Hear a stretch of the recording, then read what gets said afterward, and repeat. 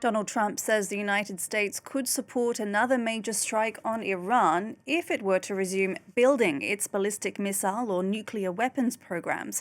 Following talks with Israeli Prime Minister Benjamin Netanyahu in Florida on Monday, the US president suggested Tehran may be working to restore its weapons programs after a massive US strike in June.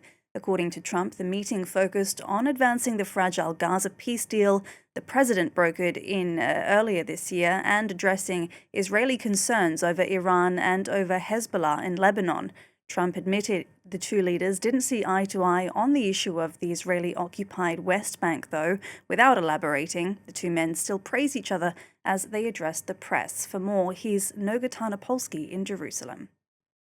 It was an interesting, let's say, photo opportunity. Prime Minister Netanyahu barely said a word. And Donald Trump made numerous comments, very, very complimentary of Prime Minister Netanyahu. It was almost a checklist of everything Netanyahu could have asked for a campaign ad. The American president reiterated his demand that Prime Minister Netanyahu deserves a pardon. He's currently on trial for corruption, and in fact, he said a pardon was on the way. He said that without Netanyahu, Israel may not have survived the war with Gaza. It would not exist.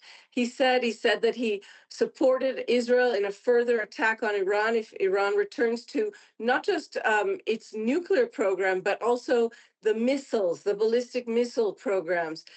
I could go on and on. He said that Hamas has to disarm. It was really a Netanyahu checklist.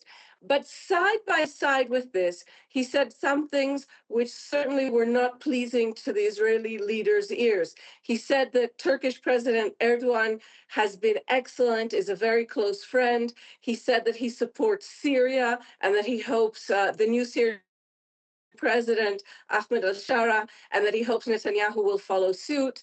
He said that he expects that the second phase of his disarmament, of his ceasefire plan for Gaza will proceed very, very quickly.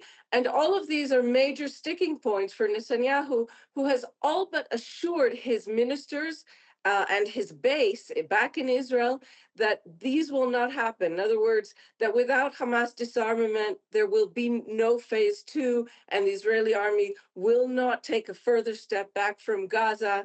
Netanyahu has made it an absolute red line that Turkey will not be part of the forces that move into Gaza after Israel withdraws. So there are sticking points. We have to see what emerges.